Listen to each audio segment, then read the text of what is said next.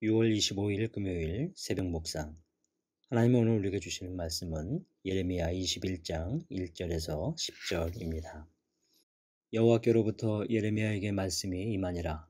시드기야 왕이 말기야의 아들 바스훌과 제사장 마아세야의 아들 스바냐를 예레미야에게 보내니라. 바벨론의 느부갓네살 왕이 우리를 치니 청컨대 너는 우리를 위하여 여호와께 간구하라. 여호와께서 혹시 그의 모든 기적으로 우리를 도와 행하시면 그가 우리를 떠나리라 하니, 예레미야가 그들에게 대답하여되 너희는 시드기야에게 이같이 말하라. 이스라엘의 하나님 여호와께서 이와 같이 말씀하시되, 보라, 너희가 성 밖에서 바벨론의 왕과 또 너희를 에워싼 갈라디아인과 싸우는 데 쓰는 너희 손의 무기를 내가 뒤로 돌릴 것이요 그것들을 이 성 가운데에 모아 들이리라. 내가 든 손과 강한 팔, 곧 진노와 분노와 대노로 친히 너희를 칠 것이며, 내가 또 사람이나 짐승이나 이 성에 있는 것을 다 치리니 그들이 큰 전염병에 죽으리라 하셨다 하라.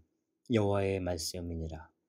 그 후에 내가 유다 왕 시드기야와 그의 신하들과 백성과 및 이 성읍에서 전염병과 칼과 기근에서 남은 자를 바벨론의 느부갓네살 왕의 손과 그들의 원수의 손과 그들의 생명을 찾는 자들의 손에 넘기리니 그가 칼날로 그들을 치되 측은히 여기지 아니하며 긍휼히 여기지 아니하며 불쌍히 여기지 아니하리라 하셨느니라. 여호와께서 말씀하시기를, 보라, 내가 너희 앞에 생명의 길과 사망의 길을 두었노라. 너는 이 백성에게 전하라 하셨느니라. 이 성읍에 사는 자는 칼과 기근과 전염병에 죽으리려니와 너희를 에워싼 갈대아인에게 나가서 항복하는 자는 살 것이나 그의 목숨은 전리품같이 되리라. 여호와의 말씀이니라. 내가 나의 얼굴을 이 성읍으로 향함은 복을 내리기 위함이 아니요 화를 내리기 위함이라. 이 성읍이 바벨론 왕의 손에 넘김이 될 것이며 그는 그것을 불사르리라. 징계 앞에서 정직한 회개를 선택하라 는 제목으로 함께 은혜를 나누고자 합니다. 오늘도 예레미야 묵상을 통해 하나님께 나아가는 하루가 되시길 소망합니다. 벌써 예레미야 21장에 이르렀습니다. 계속해서 남유다의 멸망에 대한 하나님의 선포가 이어지고 있습니다. 오늘은 특별히 시드기야 왕이 언급이 됩니다. 이 시드기야는 유다가 완전히 멸망하기 전까지 11년간 남유다를 통치했는데 여호와 보시기에 악을 행한 왕이었습니다. 그 이유는 아버지 요시야가 백성들에게 우상을 버리고 하나님을 섬기게 했던 경건 정책을 이어가지 않았기 때문입니다. 그 결과 유다 백성들은 하나님 앞에서 심판을 받을 때까지 죄악을 쌓게 되었습니다. 그런 시드기야 왕이 종교 지도자들을 예레미야에게 보냅니다. 그리고 하나님께 간구해 주기를 요청하지요. 1, 2절을 보시겠습니다. 여호와께로부터 예레미야에게 말씀이 임하니라. 시드기야 왕이 말기야의 아들 바스홀과 제사장 마아세야의 아들 스바냐를 예레미야에게 보내니라. 바벨론의 느부갓네살 왕이 우리를 치니 청컨대 너는 우리를 위하여 여호와께 간구하라.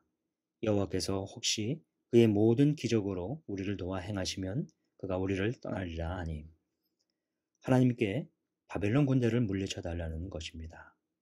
시드기야 왕은 하나님의 말씀을 듣지 않고 악을 거듭 행하였으나 이 다급해진 상황이 되자 선지자를 찾아 하나님께 대신 간구해 주기를 바라고 있습니다. 왕이 하나님께 바로 서지 못하니 위급함을 모면하기 위해 대신 사람을 찾는 것입니다. 이것은 마치 사울의 모습과도 같습니다. 하나님의 영이 그를 떠나니 대신 신접한 사람을 찾는 것과 같은 방식입니다.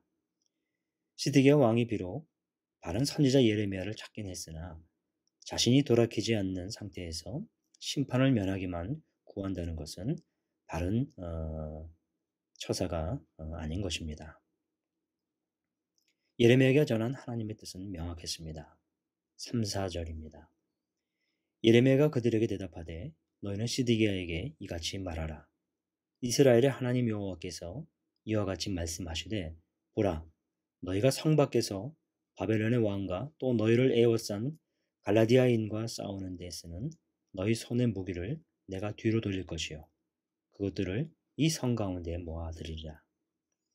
내가 든 손과 강한 팔 곧 진노의 분노와 대노로 너희를 칠 것이며 내가 또 사람이나 짐승이나 이 성에 있는 것을 다 치리니 그들이 큰 전염병에 죽으리라 하셨다 하라.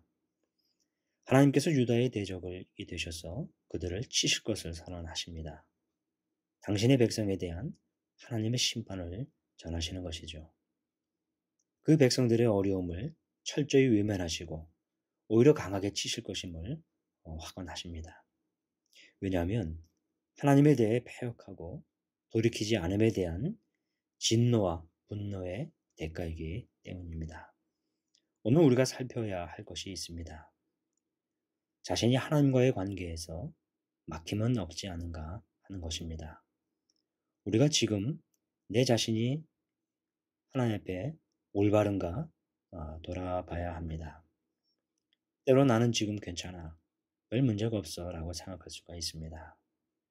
나는 하나님께 잘하고 있고 불의함이 없다고 여길 수 있습니다.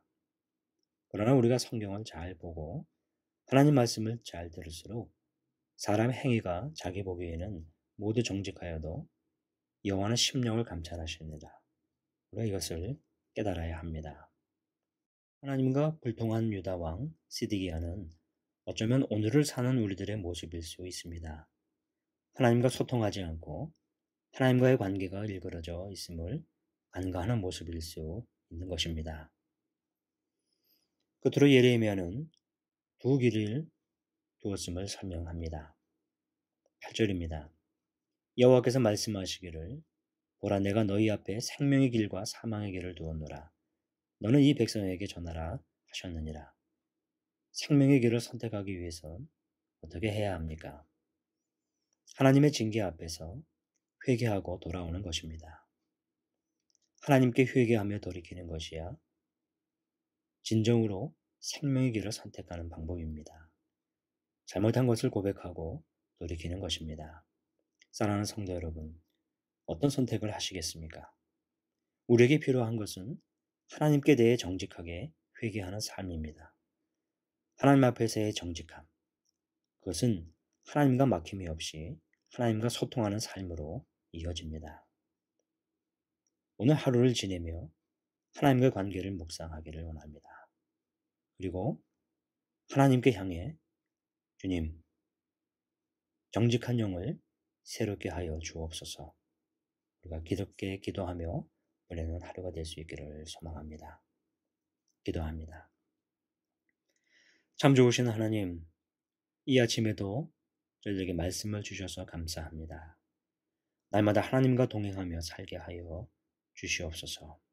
주님과 더 깊은 삶이 있게 하여 주시고 늘 정직하게 회개하며 하나님과의 관계가 조금도 막히지 않게 인도하여 주시옵소서. 오늘도 정직한 영을 새롭게 하여 주시옵소서. 예수님의 이름으로 기도하옵나이다. 아멘.